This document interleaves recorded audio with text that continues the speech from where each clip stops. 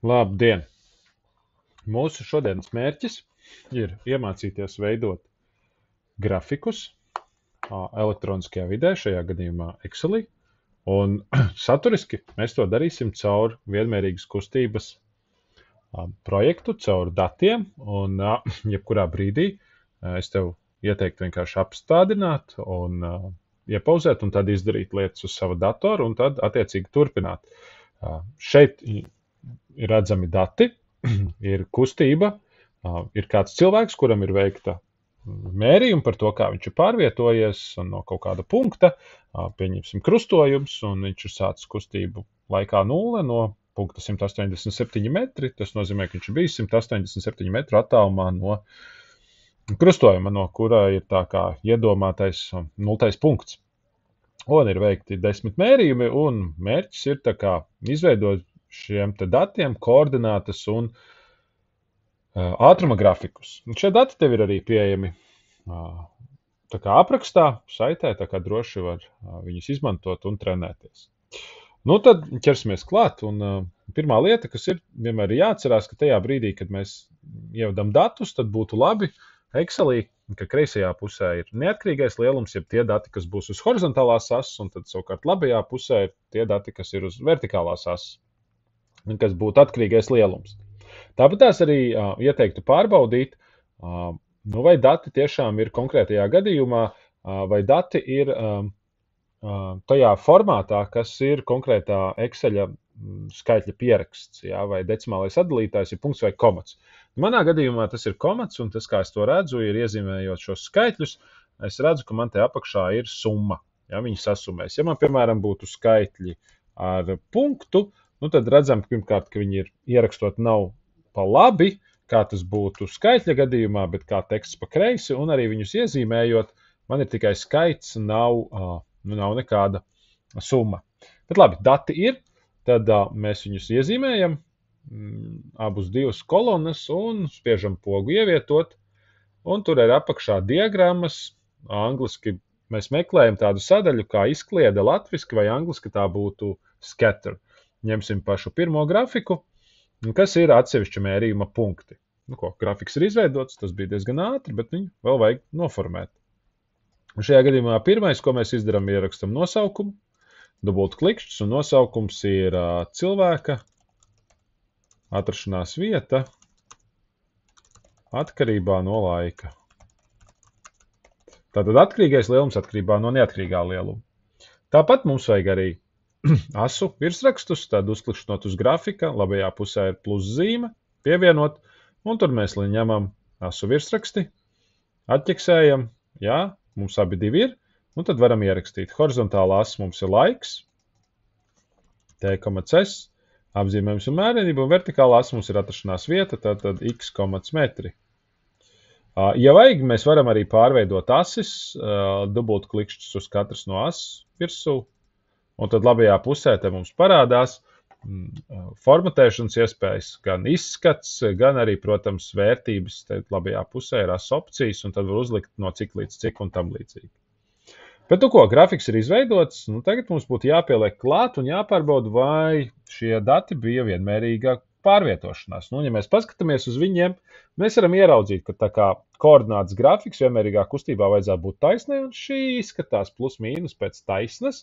Bet pārbaudīsim, pieliksim klāt matemātisko modeli, un tas, kā mēs to darām, ir spiežot labo taustiņu uz punktiem, mēs varam pievienot tendences līkni, vai to pašu izdarīt arī pievienojot tendences līkni caur plusiņu labajā augšējā stūrī. Šeit es izmantošu labo taustiņu, pievienot tendences līkni, un mums parādās arī papildus informācija un iestatījumi. Pirmā lieta, mēs varam izvēlēties, kāda veida viņa būs. Standartā parastā ir lineāra, kas mūsu gadījumā arī derēs. Un, mēs redzam, kur taisni tiek novilkt.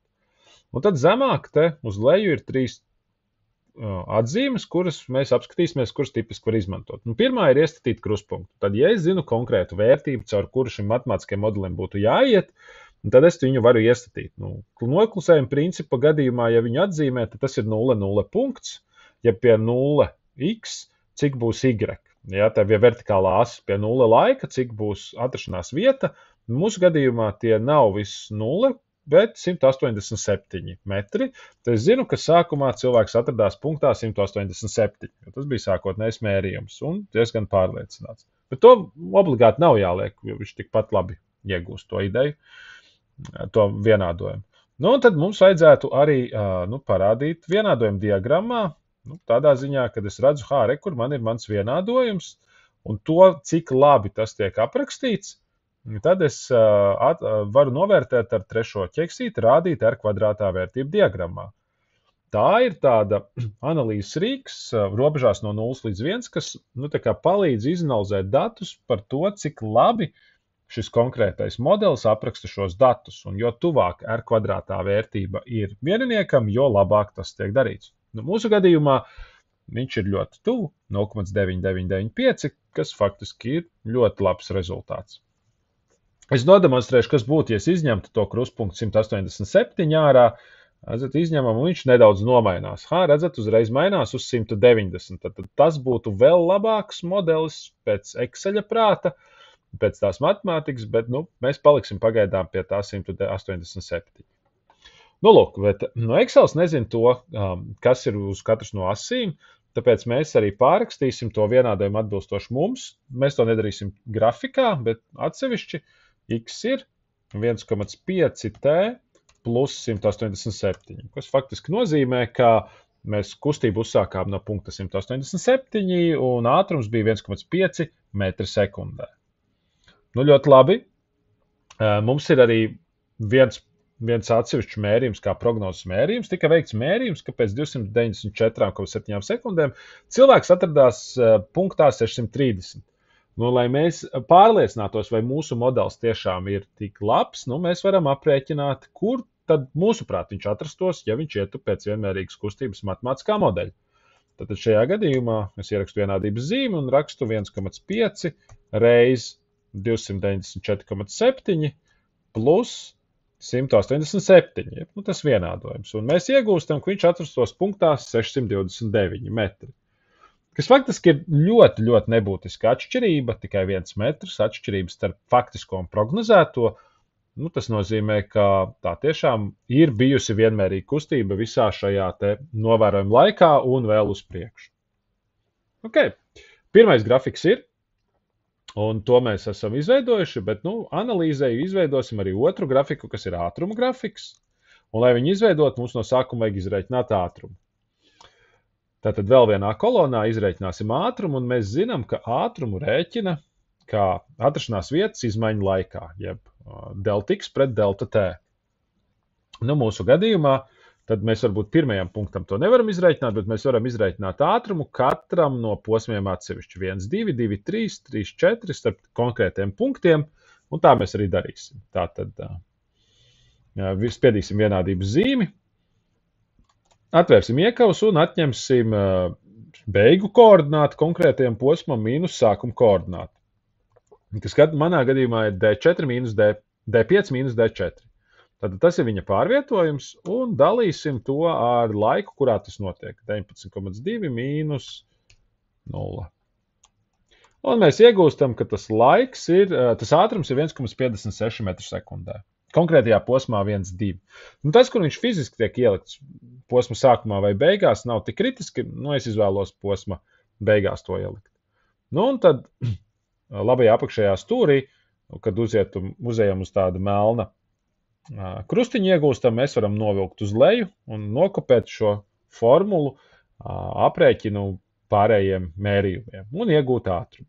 Ja mums ir gara kolonna, tad mēs to varam darīt arī ar dubultu klikšķi labajā apakšējā stūrī, un viņš aizpild līdz galam. Šoreiz bišķi pārcentās, 2 pa daudz, tos mēs nodzēšam nost. Tātad mums ir ātrums, un tad tagad mēs varam izveidot ātrumu grafiku.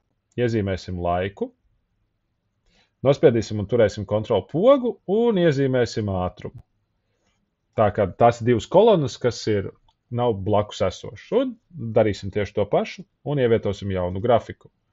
Atkal izkliedz grafiku, un kur mums ir jauns grafiks, kuram mēs tad tagad varam atkal uzlikt nosaukumu, asu virsrakstus un tam līdzīgi.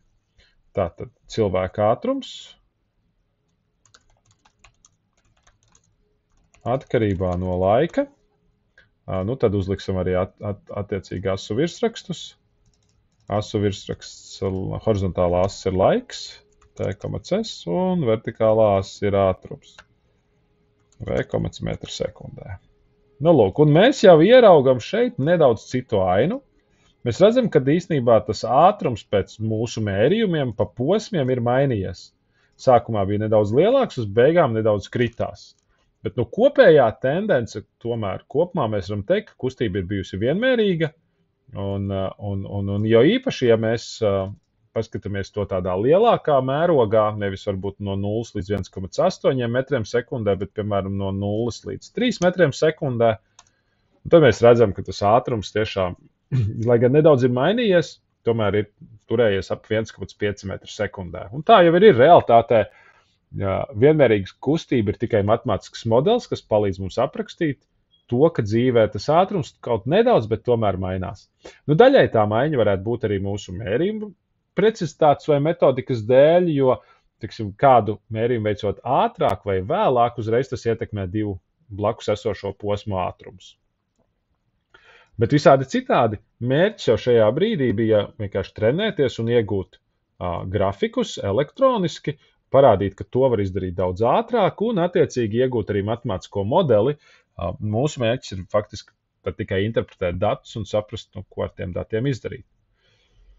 Es ceru, ka palika šis skaidrs un ka turpmāk tu varēsi izmantot Excel un pratīsi viņu izmantot, lai veidotu grafikus. Ir pieejams arī, protams, citas programmas, kuros to darīt, bet pamatprincipi tādi paši vien paliek, ka mēs varam daudz ātrāk un ērtāk iegūt kvalitatīvus grafikus un arī atbilstošos matemātiskos modeļus, kuri ir nepieciešami, un tad veikt viņu analīzi.